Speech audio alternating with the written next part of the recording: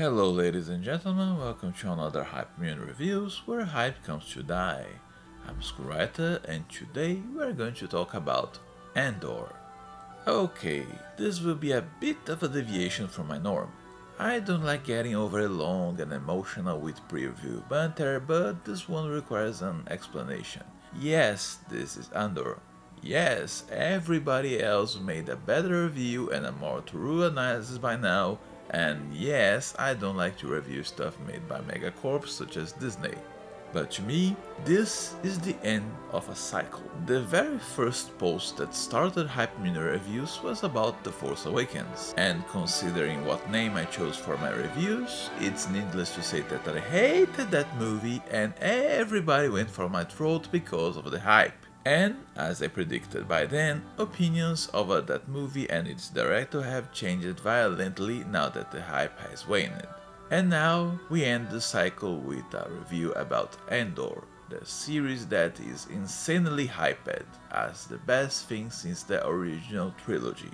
The last Star Wars media I saw was the second season of Mandalorian. I got simply tired of the series and now I'm back to it. I watched the first season of Andor and refrained from making a review because I personally prefer to write about the series after they ended. And now that I have finished it, I plan on making this review and stepping out of anything else Star Wars related for the foreseeable future. So, is Andor the best thing since sliced bread? Is it overhyped like Force Awakens? Let's find out. So, what is it about? Andor is a Disney Plus series about Cassian Andor, played by Diego Luna, operative of the Rebellion Alliance against the Galactic Empire, involved in their heist to find the plans of the Death Star, more specifically about his time before he got tangled with his mission, because it would be quite hard to make a good series about a bunch of dust floating in space. This prequel to the movie Rogue One was made by Tony Gilroy, mostly known as the writer of the Bourne series of movies adaptations and of course the Rogue One movie. 5 years before the rebellion as we know it came to be, Cassian Andor was a simple gun for hire seeking his lost sister. But one unlucky night and a meeting with corrupted cops send his life spiraling into something completely different and just as lethal. He gets in contact with Lieutenant Rel, played by Stellan sorry, I cannot properly pronounce this, and my accent is already bad enough. An intergalactic fixer that has set his eyes into mounting an insurgent movement against the tyrannical Galactic Empire, and pulls Cassian into this guerrilla struggle against the oppressive regime. He will have to fight or be gunned down, either by the Empire or the forces of the rebels themselves. We see Cassian at his beginning, his growth into a rebel operative, till the day before his fatidic mission in Rogue One. Making things far worse for him and the rebels are the operatives of the Imperial Security Bureau, ISB, who are hunting them down, led by Major Leo Partagas, played by Anton Lesser, and through the driven Lieutenant Didra Miro, played by Denise Gogue. The ISB is relentless and frighteningly competent in tracking down the dissidents. How did Andor start? And how did his journey end? Wait a minute, we already know how it ends. Anyway. Visuals. So, it has been reported that Tony Gilroy eschewed using the CGI background technology refined by Disney and instead chose to make more physical sets. The results were obvious, with actual objects to interact. Acting skyrockets in quality since actors don't have to look at green panels and imagine. With built-in sets with backgrounds, there is a better illumination and lighting that doesn't need computer touches, and viewers already get a nice treat instead of the usual filler that makes everything look floating and ethereal. CGI here is used as a supplemental tool instead of the backbone, making the series start with a serious high quality note already. And there are several different styles of sets and backgrounds made with care. Whoever designed them did a superb job because they balanced mono and bichromatic scenarios with lighting, making things pop up instead of dulling them down. And each scenario has up to 3 colors to differentiate themselves. You had the red-brown from Ferrix, you have all the white from a prison, the yellow and blue from a tropical planet. Tony Gilroy avoided leaning on other shows and movies from the series like The Plague, so don't expect to go back to a sand planet, an ice planet, and then go back to a forest planet unless it's canonical and set vital to the show, such as Yavin. And even when the main character dips into a forest planet, it's totally different from Andor, darker and more claustrophobic. The show goes through several planets and the designers made sure to make every single last one of them as different as possible from each other, even when they had similar technology and economic levels, which means the series is a feast for the eye. Farms, junkyards, prisons, resorts. The series gives a good flyby shot whenever the story takes the viewer somewhere else, so you have time to bask upon the scenarios. But the visuals aren't limited to those fancy backgrounds. The directing seems to be after my cold, broken critic heart, because it absolutely hits the ball of the park. If the sets are physical, the directing and photography do their absolute best to flaunt them. The directing in the series is more slow-paced than the usual Star Wars fare, and there are lots of centered shots, center framing, to show where characters are and who is speaking. Several really good and efficient tricks of the trade are used, such as switching points of view with the camera's angles. Cuts are also longer than the standard fare of the Star Wars franchise, letting characters properly breathe and scenes to properly boil, be the tension rising in silence or the tension slowly evaporating after a vicious moment. And this is vital since a lot of the series is focused on conversations and different levels of tension. I could make a whole video just talking about the use of camera and photography, but sadly I only have more or less half an hour. Thus, moving on. So far, everyone here seems to know what they're doing and be more interested in a striking result than just go by the numbers. Acting. And there's little to talk here as well, because whoever handpicked the actors did a superb job. Normally, USA productions like to go all out with the main cast and leave the side characters to inexperienced extras. Not here though. I was surprised to see that the actors of the side characters more often than not had just as much acting chops as the main characters, fitting their characters like them second skins. And lo and behold, the vast majority of them had theater experience. Nearly every single actor or actress, from those playing one-note corporate cogs to servants of an evil galactic empire, or Jedi Resistance fighter, deftly played their characters with nuanced acting. I could stay all day talking about Kyle Soller as Cyril Karn and Denise Goug as Didar Miro, playing with chilling precision characters that, through their short-sightedness and vices, enable tyrannies to rise. Or Anton Lesser as Spartagas, who acts in both a threatening and nearby affable way while talking about the enslavement and torture of millions of people. Or Elizabeth Dulau as Clea Markey, Luthen's assistant, that has to be cold and professional at all times, but shows increasingly frustration as things piles up. Or Fiona Shaw as Marva Andor, a tough-as-nails old lady who adopted Cassian. Even those who appear in one or two scenes, like Rupert Vassinant as Chief Hine, Sirius Boss in the first season, did their job wonderfully. Of that cast, I'd say that the only weak link would be Varanda Setu as Cinta Cass. Well, not exactly bad, since her character was supposed to be closed and contained. I felt that her acting was a bit wooden, especially if compared with the rest of the cast, although it got better a bit later. Considering she is one of the cast members with the least amount of experience, it's not surprising or necessarily bad.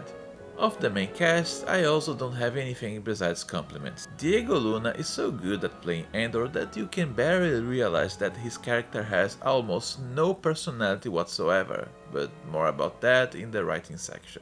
He can flip Andor to his whims at every shift and swerve, from angry to worried to hopeful, and by now everyone and their mother already talked about Stellan's acting, and I agree and disagree. I agree that he was really good, but I disagree in thinking that his best moment was during his big speech in season 1. I personally think that his best moments are when he needs to dance between Luther's double life, showing an affable side before switching to utter ruthlessness. Action scenes aren't necessarily bad, but they aren't as superb as the rest of the series. Since there are no Jedi, all combat is more grounded and gritty, as much as a sci-fi fantasy series can be.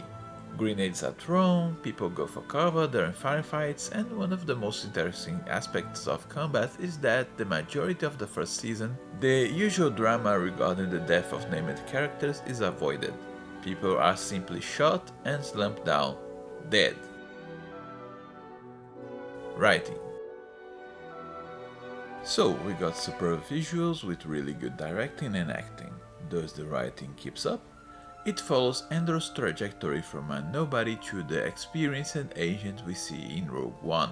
He tangles with Luther brings him into the fight, but it's how it happens and all the characters in it that makes this series different. Normally, the focus of Star Wars movies and series, at least those I've watched, is given near solely to the main characters coming and going, deciding where to go or what to do.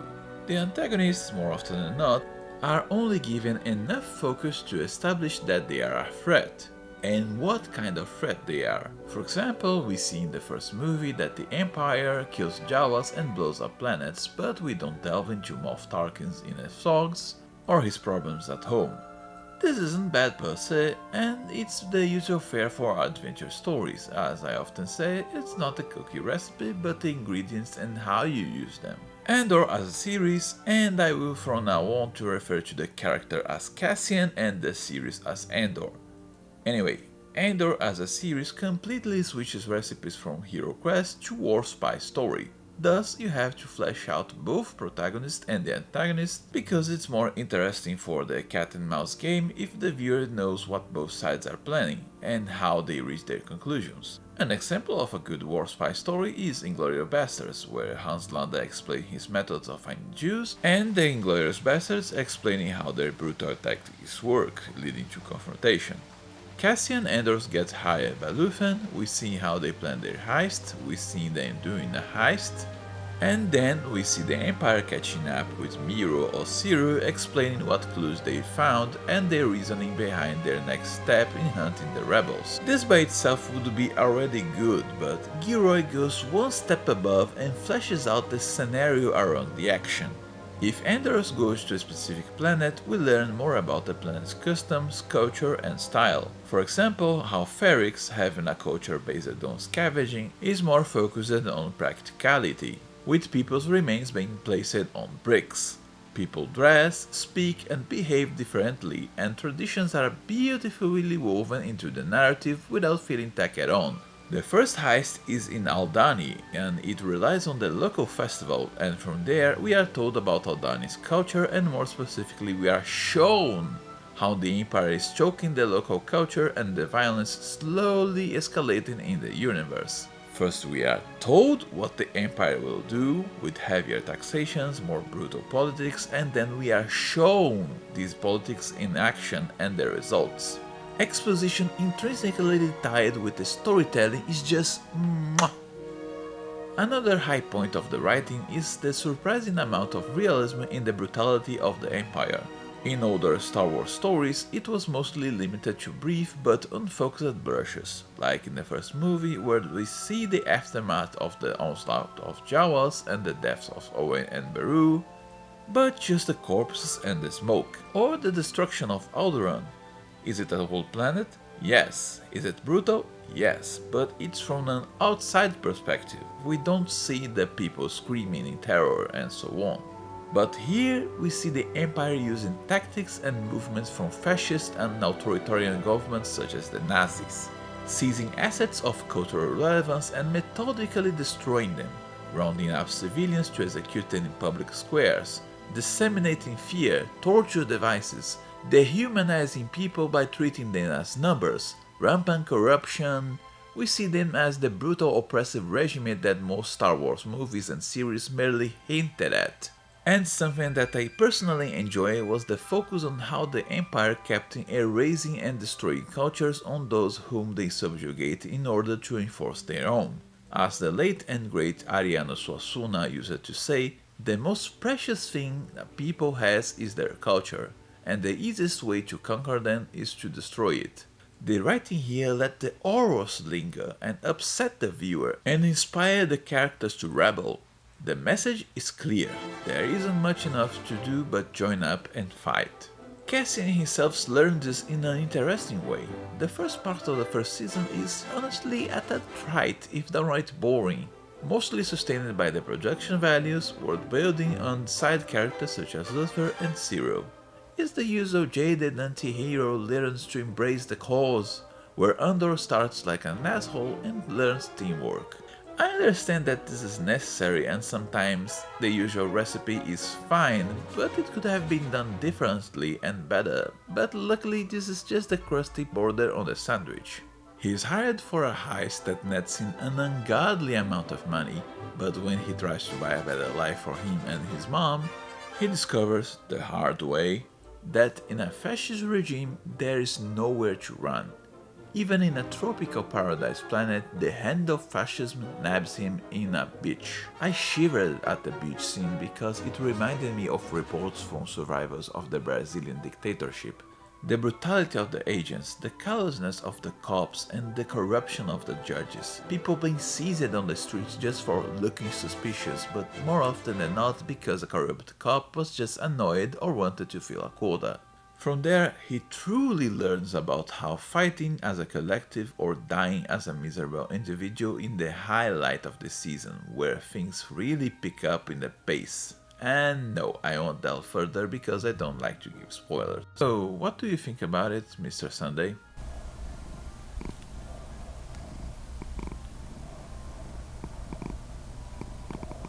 I will instead just switch to another interesting point, the characterization.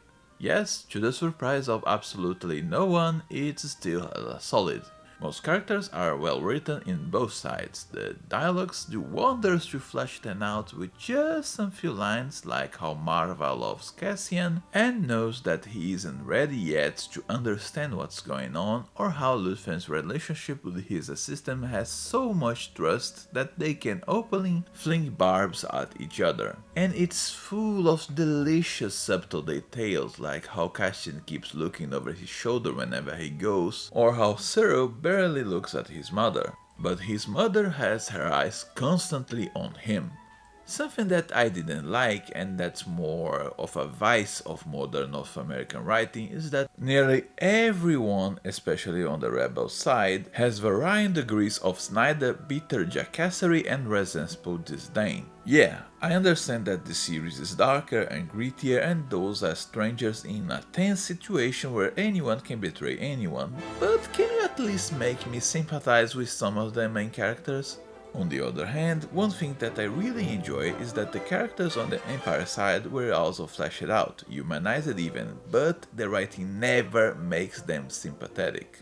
They are people with quirks, cravings, grounded personalities, and even suffer a bit, but they are still people who are serving a brutal and petty regime that rewards only blind loyalty, and as such, they are responsible for an untold amount of death and destruction, and they know it.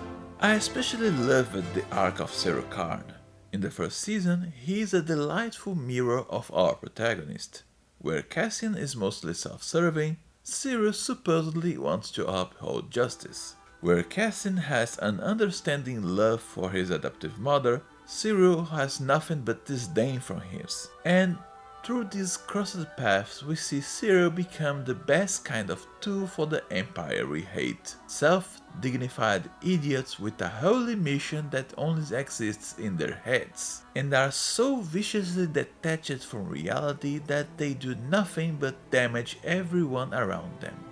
Too arrogant in their own mediocrity to realize this in the first place. This is the backbone of fascist dictatorships, and the series isn't afraid to show it. Just like Deidre is also far too focused on efficiency to care about what's going on. She isn't sadistic, yet she isn't a psychopath either.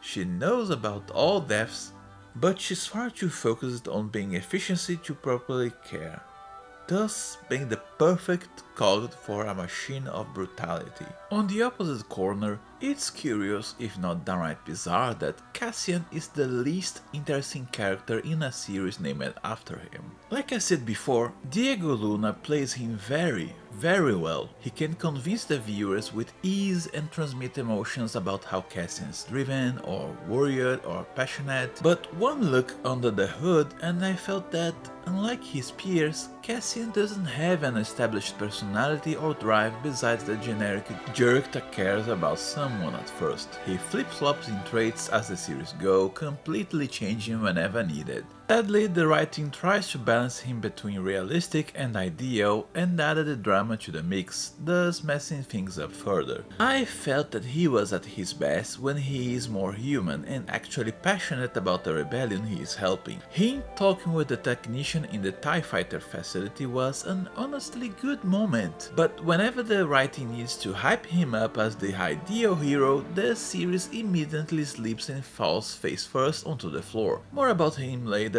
but there is a scene where Cassian is approached by a Force healer to hype up his role as a messenger, and it was absolutely unnecessary. If they just kept him as the scruffy agent that learns how to be an inspiring leader after finding passion for the rebellion, that would have been good enough. So overall, you have a really solid series that manages to skyrocket above the rest simply because of all the quality in writing, in production values, in acting and directing. Sure, it has its bumps, but I haven't seen a perfect series so far and I doubt I ever will. And then the second season happens. Tony Gilroy went on record saying that he had material for 4 seasons, but felt unfeasible to spend far more years making them.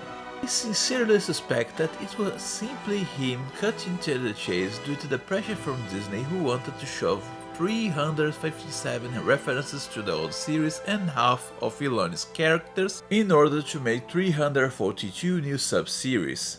I'm immune to hype, not oblivious to patterns, and whenever a Disney series starts really good, it's always shot down in the knees by Disney in the second season forward in order to milk that sweet engagement money and launch seeds for several potential side series. And Gilroy, who by now had done a series so good that you literally don't need to see even Rogue One to understand what's going on, could have compromised and did 2 seasons instead of 4, but nope, he just went ahead and cut everything to 1.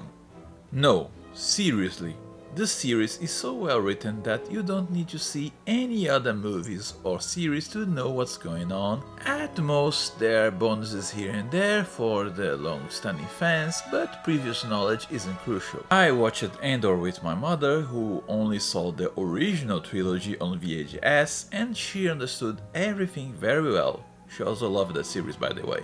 But back to the review. Of course, compressing 4 seasons worth of story in one was bound to be a disaster, especially if not done with care, patience and time, which I suspect weren't available because the start's already a mess. The first 3 episodes have a disjointed pacing due to quick jumping between wildly different scenarios.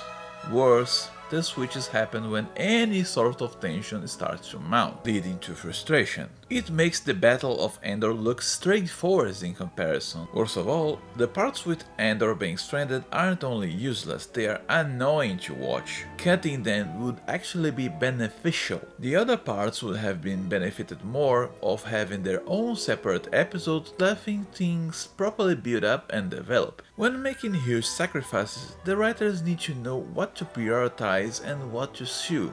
And without saying any spoilers, it baffled me that the most important and meaningful storylines were discarded in favor of bloated storylines that could have been easily trimmed down or even discarded. There are sudden time skips of whole years with characters completely changing in behavior and allegiance and we barely know why. Suddenly the narrative stops showing us what happens and just tells us and keeps running. And breaking the narrative into more digestible chunks resulted in my personal bane of narratives, what I call the SDD syndrome, or the stupidity-driven drama. In order to push the plot forward in a dramatic path, characters are completely derailed and start acting like complete idiots so they can make mistakes so the plot may go forward in a more dramatic fashion. And yes, the redundancy is on purpose. I'm not talking about people making honest mistakes due to pressure, or not knowing what to do or panicking.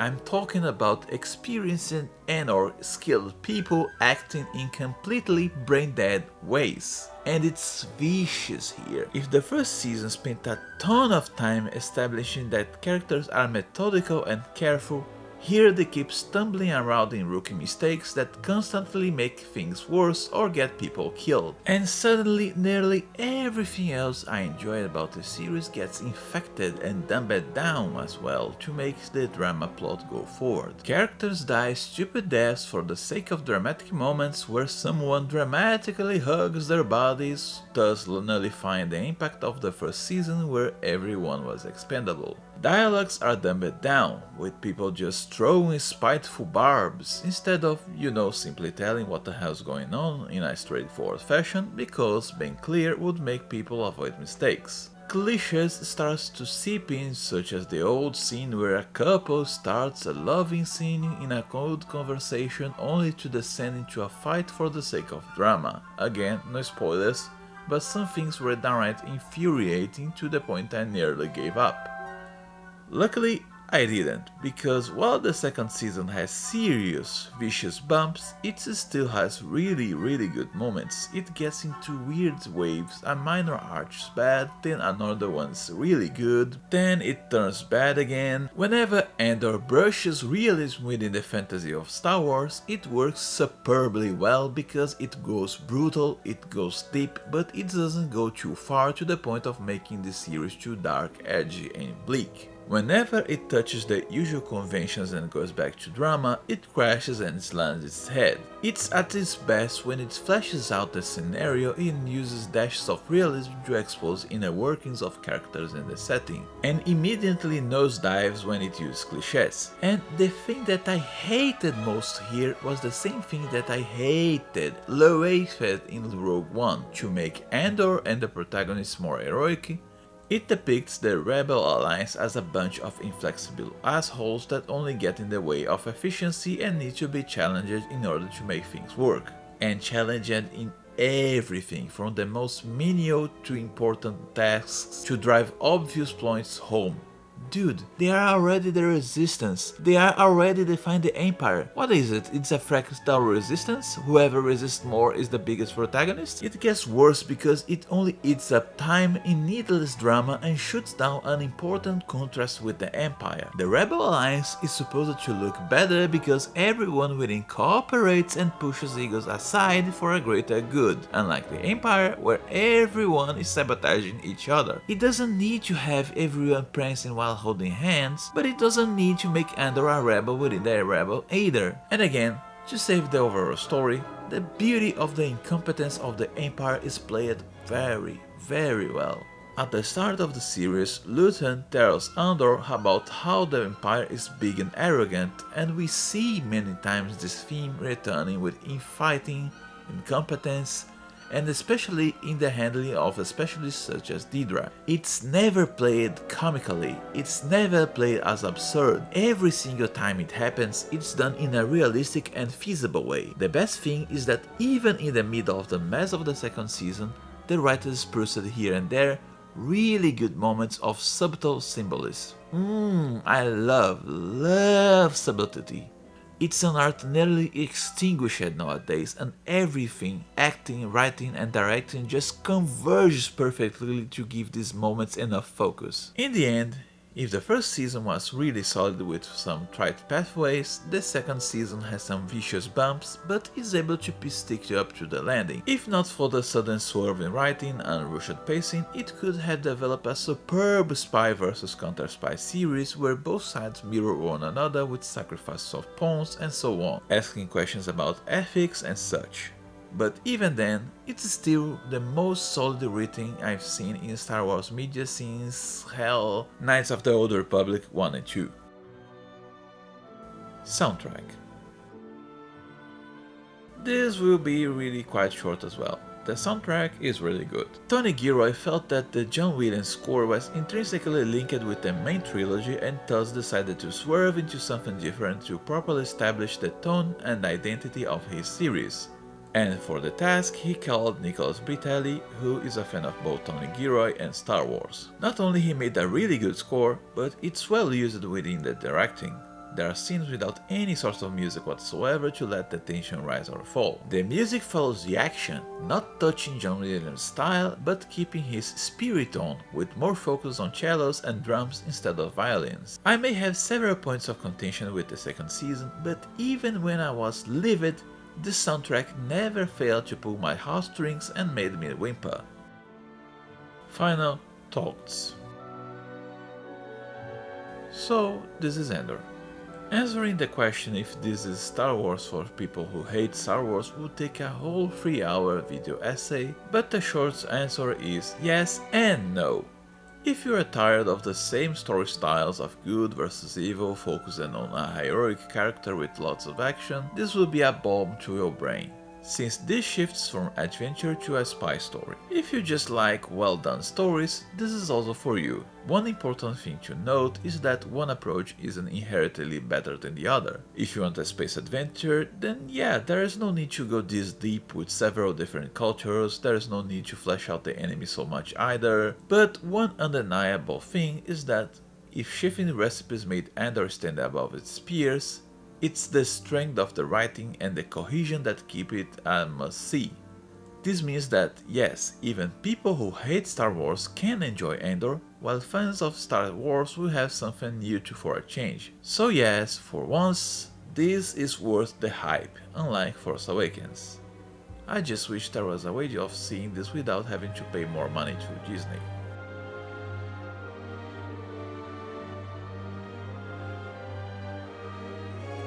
Spoilers.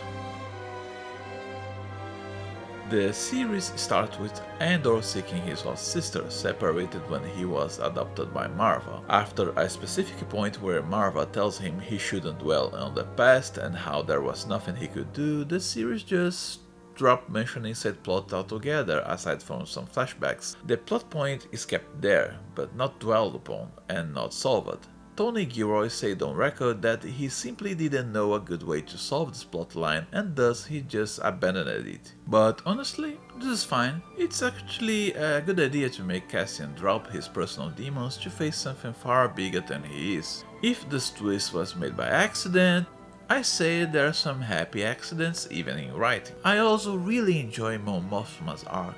How the writing explores Chandrila and the themes of returning to conservationism. Mon is desperate to help the rebellion, and the first season shows the weight of her personal sacrifices, while her daughter, who grows estranged from her each day, gets closer and closer to conservationism akin to a whole generation of kids in the Second World War joining the Nazi youth.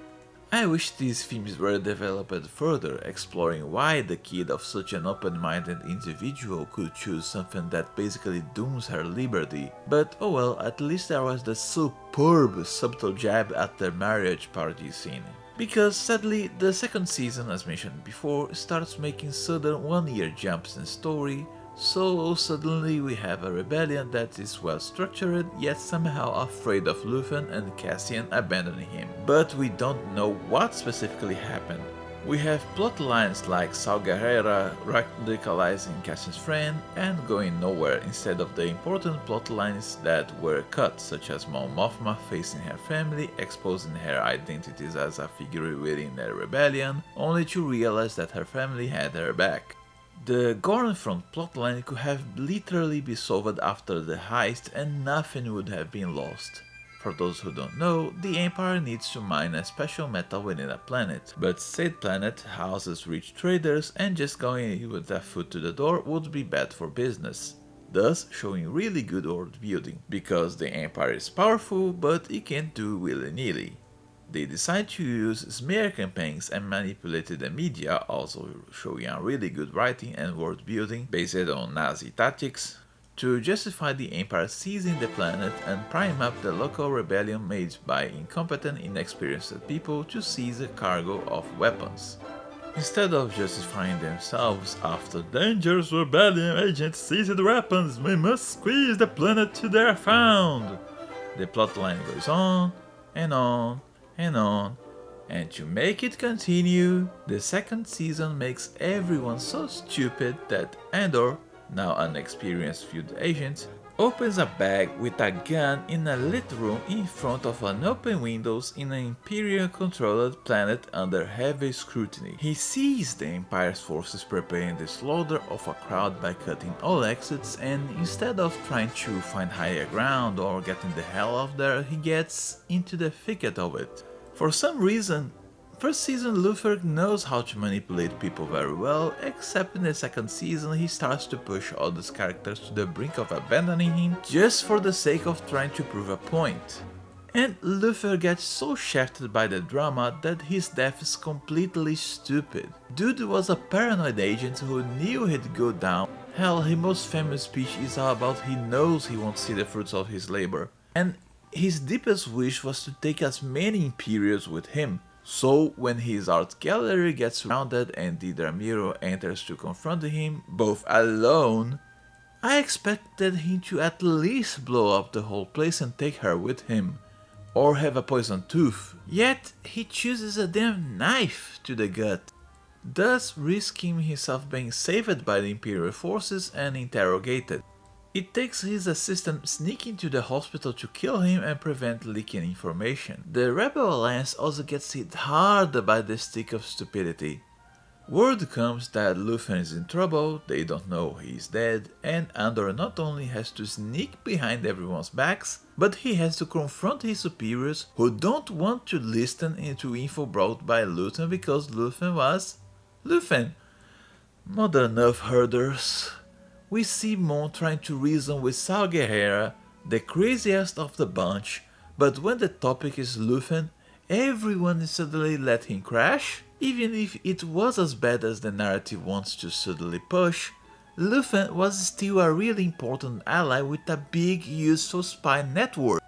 He is invaluable, and all this is to make Cassian shine in a big speech about how Luthen was vital for the Rebel Alliance to be formed. Lastly, I understand that the writers need to get rid of Bix, Cassian's girlfriend, since she doesn't show up in Rogue One, but doing it by Andor having another conscience crisis by the end? Again? Why waste time with this? He has a consciousness crisis and thinks in living with her, forcing her to leave him first to make him focus on the rebellion. This is stupid on several levels because A. We already spent literally the first season seeing him come to the realization that no matter where he goes, the Empire will be there.